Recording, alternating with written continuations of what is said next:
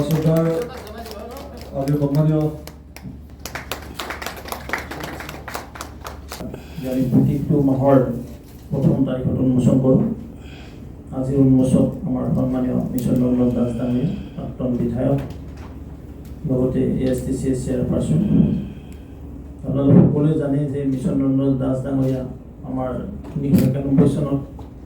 10 জন जी विधायक जितिছিলে अन्यतम আছিল मिशन दा তেতিয়া বিধান দলৰ নেতাও আছিল বৰাক ভেলী নহয় সমগ্ৰ অসমত তেখেতৰ প্ৰভাৱ আছিল মই সাক্ষী আছো কাৰণ 2001 চনত যি আমাৰ সংগঠন নিৰ্বাচন আছিল মিशन দাস আছিল আৰু মই তেতিয়া বৰপেটা জিলাত দিয়াৰো আছিল আজি 55 বছৰত 24 বছৰত মই হৈছে মিशन নন্দন দাস বিপদৰ সময়ত যিদৰে কাম কৰি মই নিউ হোষ্টেল আমাৰ অফিস আছিল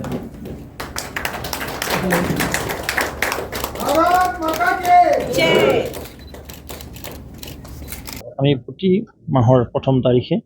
অসমীয়া বিজেপি বাৰ্তা নামৰ এখন মাহেকীয়া আলোচনী আমাৰ মুখপাত্ৰ প্ৰতি মাহৰ প্ৰথম তাৰিখে পাৰ্টি কাৰ্যালয় হওক আমি বিভিন্ন জিলাত এইদৰে উন্মোচন কৰোঁ আমাৰ জ্যেষ্ঠ কাৰ্যকৰ্তাজনৰ বা জ্যেষ্ঠ যিসকল আছে তেওঁলোকৰ হাতেৰে চাওক ৰাহুল গান্ধী ডাঙৰীয়াই এটা বিশেষ সম্প্ৰদায়ক এপিছমেণ্ট কৰিবলৈ যায় কংগ্ৰেছ দলৰ এইটো স্বভাৱে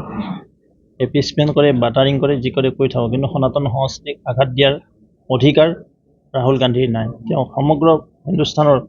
সনাতন সংস্কৃতিৰ সন্মানীয় ব্যক্তিৰ ওচৰত ৰাহুল গান্ধীয়ে ক্ষমা খুজিব লাগিব